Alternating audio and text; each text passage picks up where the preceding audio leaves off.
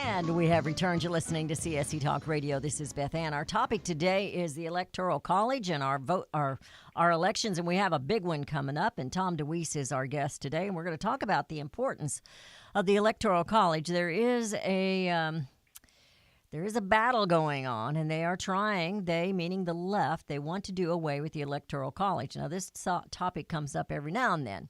When we went to the but it's getting serious, I should say. We went to the break. We were talking about the senators and how I'm not sure about when that took place in the year of, but we're not represented by senators anymore. That's just the truth of it. And there's going to be a big election come November. And, Tom, I have been telling my listeners that I feel this is an important election. And I don't know what your feelings are on it or not, what they are, but I have never, ever, ever, ever voted a straight ticket in my life, and I am going to this November. I am not going to put a Democrat in if I can keep from it, and simply because of their anger and their promises to fight this president every step of the way, and I'm not going to support another Democrat ever because of the party. And then I said, elect them, give them a chance, but don't give them an inch. We've got to do something with the Republicans, too, because they are no angels representing us, that's for sure. Yeah, no, it's very definitely a mixed bag because the Republicans have just let the Democrats run all over them, even when they've been in majority.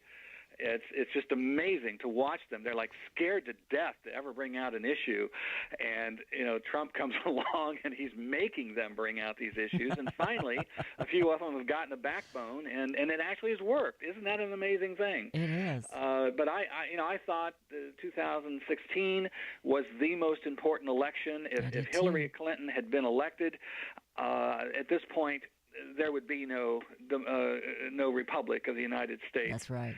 And now I think we have the second most important election that we've ever faced, trying to preserve what we were able to save from 2016 and move forward. And I think we have, if the Republicans can maintain the majority, then I think that we have a great chance to move forward and really begin to restore the republic. I was going to say these Republicans, if they keep the majority, they better do something with it. And if they don't, what happened with Kavanaugh is going to look like a picnic. Because if the Democrats take the majority, it's going to get ugly.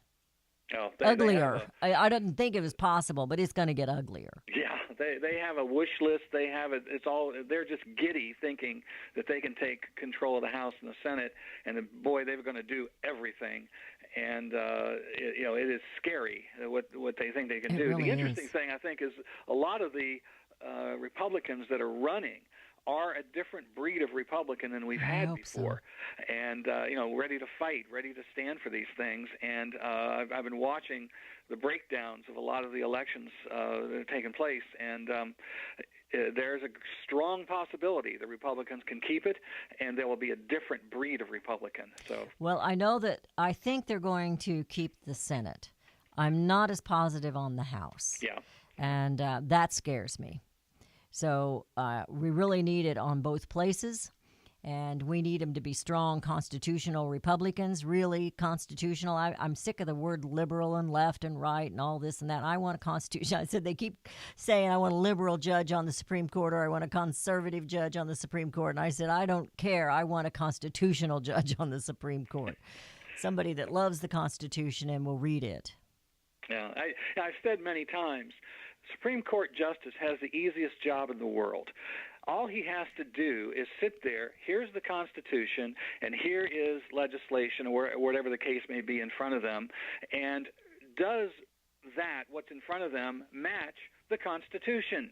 If not, then no. If yes, okay. It's just as easy as that. But they're there with agendas as well, some of them, and particularly the left ones. And I'm not, the right. I guess we don't think they have an agenda because we like what they say. Sometimes I don't like.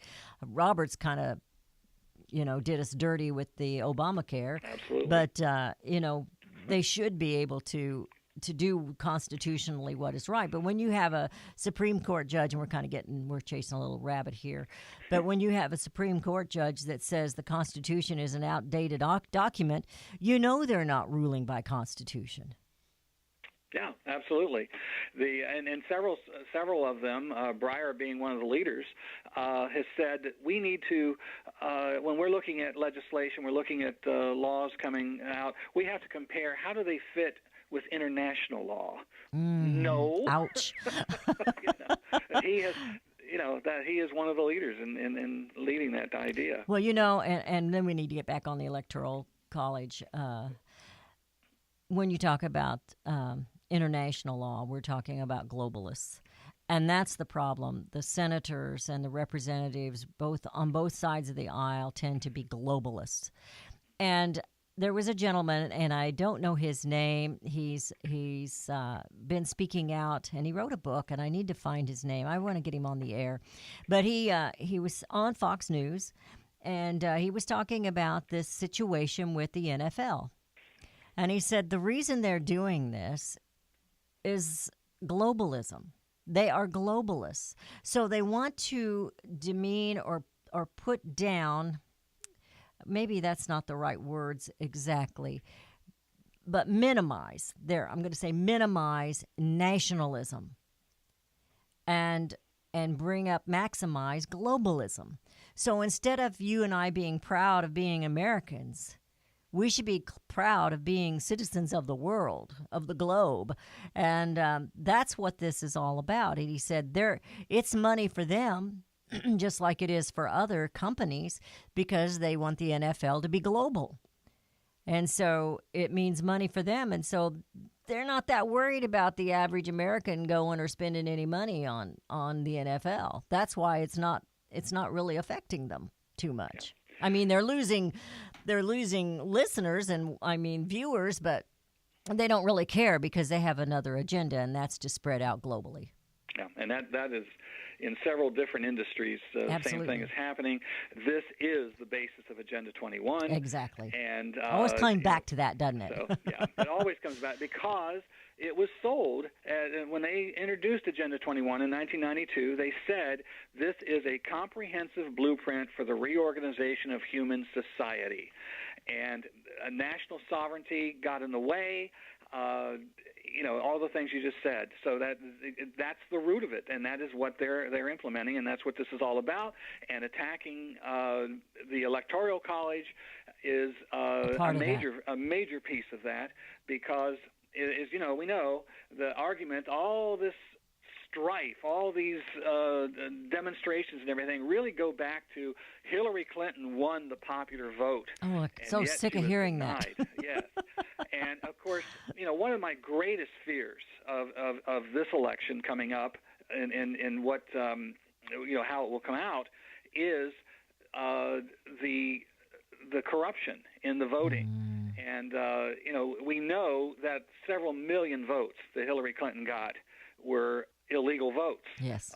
California allowing illegal aliens to vote just automatically, and of course all the graveyards are being cleared out and all voting and so forth. They do that in Missouri too, in St. Louis and Illinois has Chicago. I mean, they have a lot of those zombies voting. Right. So that's the great threat, and of course that's what has motivated them is to move forward, and we've got to get rid of that Electoral College. As you said in the beginning, it denied us, that it robbed us of our victory here.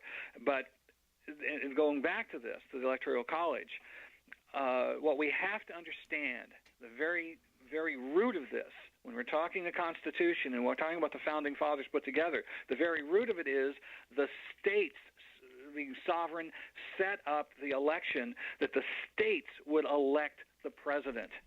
And that is why, not a popular vote, but individuals, respected individuals in each state that represent the candidates. People, in the beginning, it was people that the populace knew. And they elected them to elect the president, and that was state representation. And, sovereignty, we've talked about that a few times. Sovereignty seems to be a dirty word. People don't really understand what that means.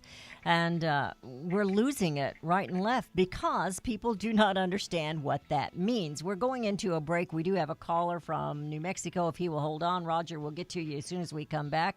You're listening to CSE Talk Radio. This is Beth Ann. I'm talking to Tom DeWeese. We're talking about the Electoral College, and I wanted to say we'll be back by popular vote, and we will be right back.